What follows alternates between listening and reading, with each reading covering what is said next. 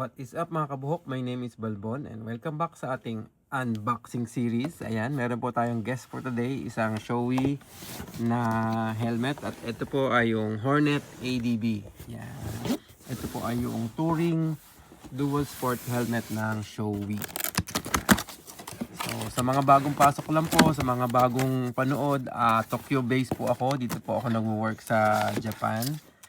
Ayan, ang laman po, meron siyang libreng anti-fog sa Shoei. Tapos ano pa ba yung nasa loob natin? So, bukod dyan, meron pa silang kasamang mga accessories. Ito katulad ng, meron siyang lubricant, meron siyang chin curtain, at saka itong isa ay yung tinatawag na breath deflector. So, yan mga pasunod po yan. Kasama po yan sa inclusion ng Shoei ADB Hornet. So, yun. Angat natin. So, ito ang most reliable na dual sport helmet ni Shoei.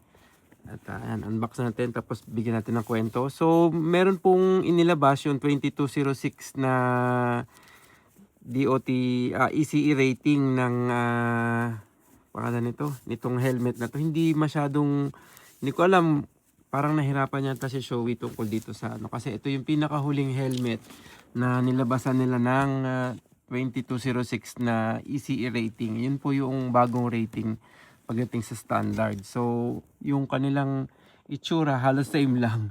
Pero tinawag nila na Shoei ADB 06, something like that, para lang ma-distinguish na pa rin siya na 2206. Kasi pagdating sa Europe, nitong mga nakaraan taon, pinuforce na nila yung mga helmet manufacturer na lumipat sa 2206 kasi hindi na sila makakapagbenta.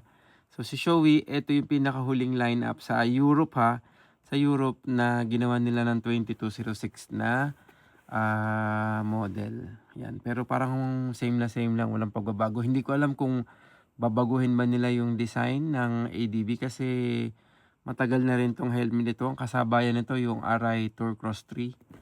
So, malalaman natin sa future. Pero for now, ito pa din ang go-to ni Shoei pagdating sa ADB Hornet. Wala pong dual visor sa Arai or sa Shoei ADB. Meron lang dual visor sa Shoei, yung GTR 3 or GTR series. Neotech, yung modular nila. At saka yung J-Cruise. Yun lang po yung may mga dual visor sa Hornet. Hindi nila nilagyan yung bago eh. So yun, hindi natin alam kung magkakaroon sa future. Pero ang laki kasi ng ang laki kasi ng komportable pag merong drop down sun visor. Wala ka nang iintindihin na extra lens or baka abutan ka na ulan, madilim, and so on, so forth. So ito po ay double D-ring at size large po ito.